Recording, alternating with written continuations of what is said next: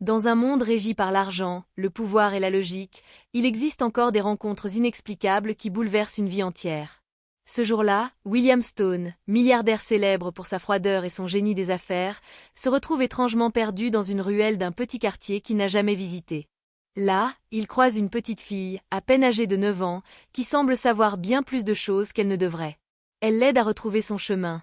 Mais ce qu'elle lui révèle ensuite sur sa vie passée, ses blessures enfouies et son avenir va ébranler toutes ses certitudes. Et lorsqu'il se retourne, elle a disparu, comme un rêve éveillé.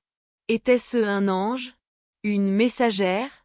Ou simplement une enfant trop sage pour ce monde? Il était 22h14 lorsque la limousine noire de William Stone s'immobilisa soudainement dans une ruelle obscure du quartier de Hargrove, un lieu que l'élite évitait soigneusement. Le moteur tout sauta une dernière fois, puis plus rien. Silence. Ni batterie. Ni réseau. Ni chauffeur. Juste William, seul à l'arrière, dans son costume à $10 000, enfermé dans un cocon de cuir et d'arrogance. « Richard » lança-t-il à travers l'interphone. Pas de réponse. Agacé, il sortit, claqua la portière et tapota nerveusement son téléphone. Aucun signal. Il leva les yeux et découvrit autour de lui un monde qu'il croyait ne plus exister. Murs décrépits, lampadaires clignotants, poubelles éventrées, et des regards qui perçaient l'ombre, méfiants, curieux, parfois hostiles. Un jeune homme surgit de l'ombre. Blouson troué, regard vif. Belle voiture, patron. Vous vous êtes perdu ou vous venez acheter ce quartier? Ricana-t-il. William ne répondit pas. Il n'avait pas peur, mais il était agacé, piqué dans son orgueil. Lui, l'homme le plus influent de Manhattan, perdu comme un touriste naïf. Je cherche un taxi ou un garage. Mon chauffeur m'a laissé ici par erreur, dit-il froidement. Menteur, murmura une vieille femme assise à une fenêtre au-dessus, comme si elle avait vu dans son âme. William leva la tête. Le regard qu'elle lui lança fut glacial. Presque accusateur. Un autre homme s'approcha, Momo, le garagiste local, 50 ans, main pleine de cambouis. Personne ne vous laisse ici par erreur. C'est Hargrove. Si vous êtes là, c'est que quelqu'un veut que vous y soyez. William fronça les sourcils. Il sentit un frisson lui parcourir l'échine. Il y avait dans l'air quelque chose d'anormal. Comme si le destin s'amusait avec lui. Soudain, une voix enfantine brisa l'étrange tension. Il est arrivé plus tôt que prévu. Tous se retournèrent. Une petite fille, robe blanche, pieds nus, cheveux emmêlés, se tenait à quelques mètres de là. Elle fixait William avec un calme déroutant. « Tu parles de lui, Lila ?» demanda Momo. « Oui, » répondit-elle. « Il est le roi au cœur vide. Il est venu sans le savoir. »« Tu connais cette fille ?» demanda William à Momo, les yeux ronds. « Elle vit ici depuis toujours. Mais elle dit des trucs bizarres. Des fois elle disparaît pendant des jours. Des mois. Et revient avec des histoires qu'on comprend pas. » William s'approcha. Il ne comprenait pas pourquoi, mais il avait besoin de l'écouter. Cet enfant n'était pas normal. Elle avait ce regard, perçant. Comme s'il était transparent. « Tu me connais ?» demanda-t-il. « Je connais ce que tu caches, » dit-elle calmement. « Tu as vu ton père mourir, mais tu ne sais pas pourquoi. Tu crois que c'était un accident, mais ce n'en était pas un. » William pâlit. Personne. Absolument personne. N'était au courant de ce détail. Qui t'a dit ça? Je l'ai vu. Comme je vois ta mère pleurer chaque nuit. Et le coffre sous ton bureau que tu n'oses pas ouvrir. William recula d'un pas. Il voulut rire. Dire que c'était un canular. Mais quelque chose l'en empêchait. La vieille femme à la fenêtre reprit la parole. Elle voit les vérités que même Dieu cache parfois. Ne la prends pas à la légère, Monsieur Stone. William s'apprêtait à parler, quand soudain, des sirènes de police retentirent au loin. Lila sourit doucement. Tu vas bientôt devoir choisir. Entre ce que tu crois être, et ce que tu es réellement. Mais pour ça, il faut me suivre. William hésita. Pourquoi moi? Elle haussa les épaules. Parce que c'est écrit depuis ta naissance. Tu n'es pas arrivé ici par accident. Et elle tourna les talons, marchant lentement vers une ruelle plus sombre encore. Sans savoir pourquoi, William la suivit. Il ne le savait pas encore, mais en sortant de cette ruelle, il ne serait plus jamais le même homme. La ruelle où la petite fille l'avait mené semblait irréelle. Un couloir étroit, encadré de murs tagués et de lampadaires brisés. Le silence y était presque sacré. La brume qui montait du sol rendait les pas étouffés. William avançait lentement, les yeux fixés sur cet enfant aux pieds nus, qui marchait comme si elle connaissait chaque fissure du sol. « Tu comptes me dire où tu m'emmènes » grognatait-il, légèrement agacé mais étrangement captivé. Là où les réponses attendent depuis longtemps. Il voulait la questionner encore, mais ils débouchèrent dans une petite cour où l'on aurait dit que le temps s'était arrêté. Des murs couverts de fresques anciennes, un banc de pierre, un arbre courbé comme un vieil homme, et 3 personnes. Une femme aveugle aux cheveux argentés, qui tricotait sans aiguille. Un vieillard à la peau foncée, vêtu d'un costume froissé, qui lisait un journal vide.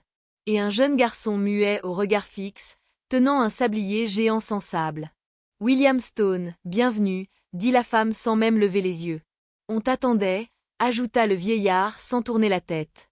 William se figea. « Comment connaissez-vous mon nom ? Qu'est-ce que c'est que cet endroit ?» La petite fille s'approcha de lui. « Tu vis dans un monde où tout doit avoir une logique, une preuve, un prix. Mais certaines vérités ne s'achètent pas. Elles se vivent. » Puis elle lui tendit une boîte en bois. Simple. Brute. Tu l'as vue en rêve quand tu avais 12 ans, le soir où tu as tenté de t'enfuir de chez toi. Tu ne l'as jamais ouverte. Maintenant, tu dois le faire. William resta bouche bée. Son regard se perdit.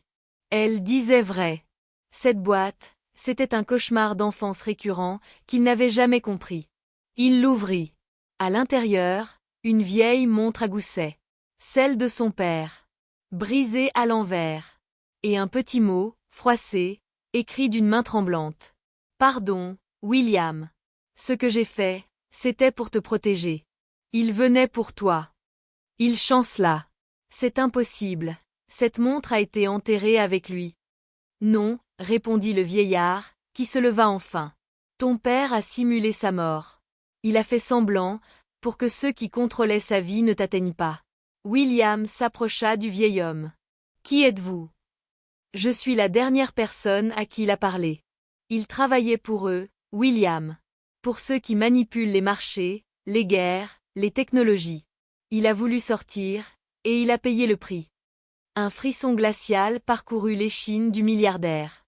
Sa respiration se fit courte. Pourquoi me dire tout ça maintenant ? Pourquoi cette fille ?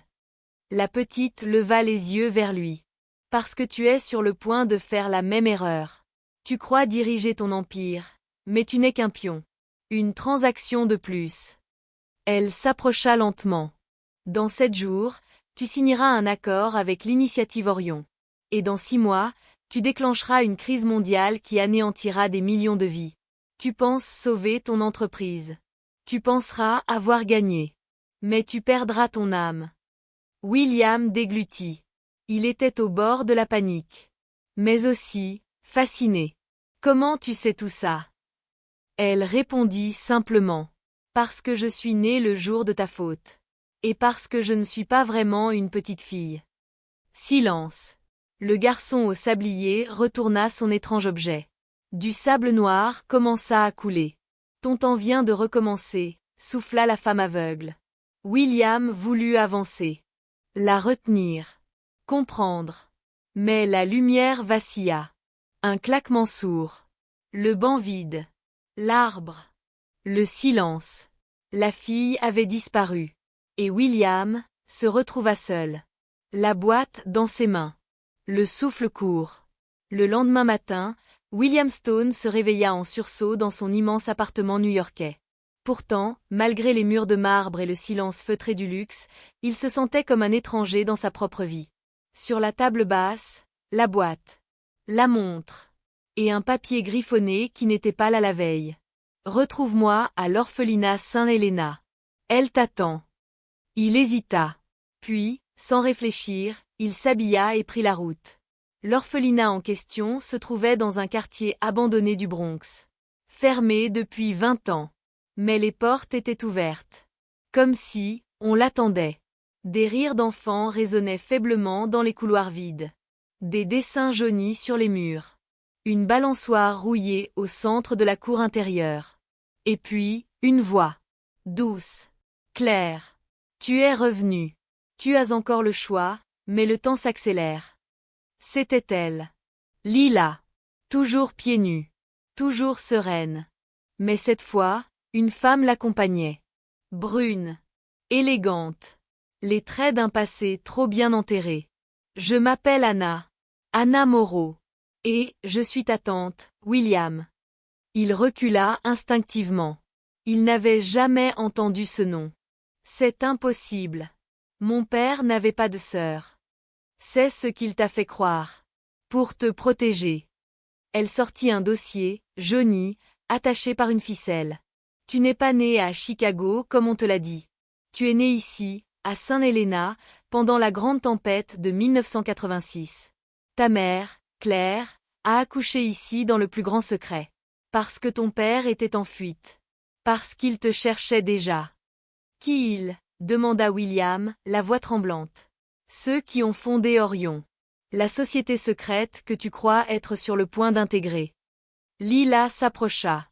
Ils t'ont marqué dès la naissance. Tu as une cicatrice sous ton omoplate droite. Tu ne sais pas d'où elle vient, mais elle est là. Regarde. Il ouvrit sa chemise. Elle avait raison.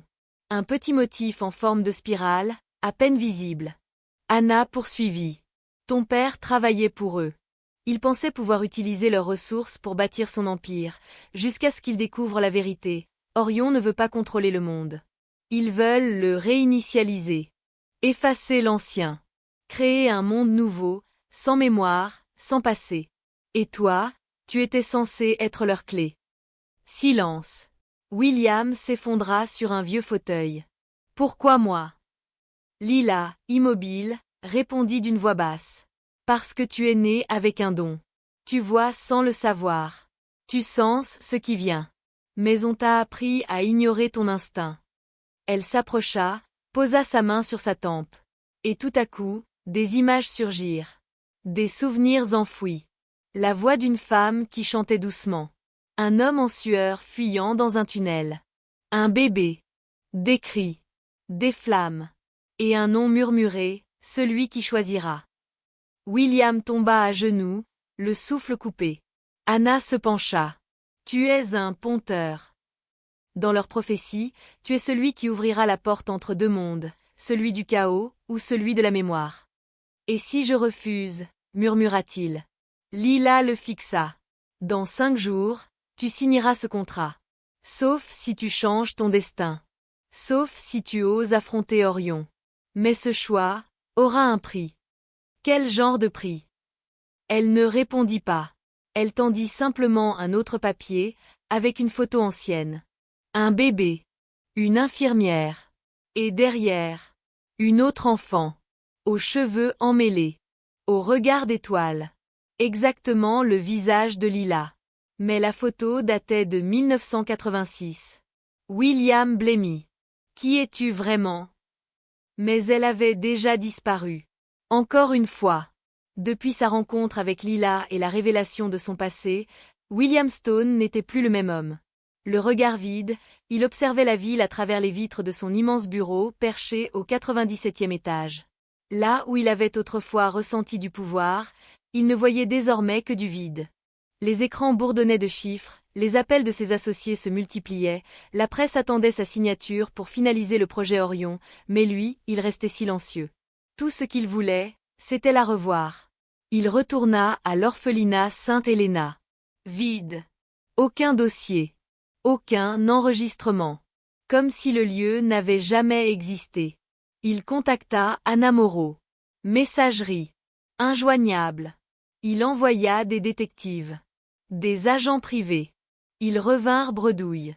Même la photo de Lila s'était effacée. Littéralement. Comme si l'image elle-même refusait d'exister.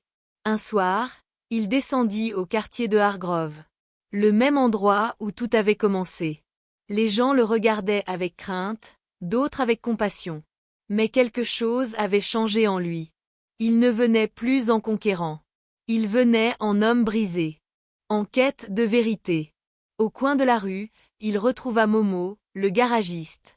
Alors, Monsieur Stone, tu n'as pas signé encore. Non. Et je ne le ferai peut-être jamais. Dis-moi, cette fille. Lila. Elle existe vraiment? Momo sourit, triste. Je ne sais pas si elle existe, mais elle fait plus de bien que tous les gens bien réels que je connais. Elle est passée par ici hier. Elle a laissé ça pour toi. Il lui tendit un petit carnet noir, à moitié brûlé.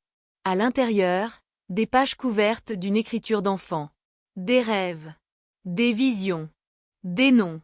Des dates. Et, à la dernière page. William, le feu ne détruit pas ceux qui acceptent de renaître de leurs cendres. De retour à sa tour, William convoqua une réunion avec ses directeurs. Dans la salle, on retrouvait Martha, sa conseillère juridique, toujours sceptique. Thomas Levin, son associé principal, pressé de signer le deal avec Orion. Claire, son assistante fidèle, la seule à remarquer son changement de ton. Je veux suspendre la signature du projet Orion, dit-il froidement. Un silence de plomb s'abattit dans la pièce. Thomas se leva, furieux. Quoi? Tu plaisantes, j'espère? William, tu sais ce que ce projet représente? Des années de lobbying, de financement, de stratégie. Tu vas tout foutre en l'air pour une crise existentielle? William se leva lentement.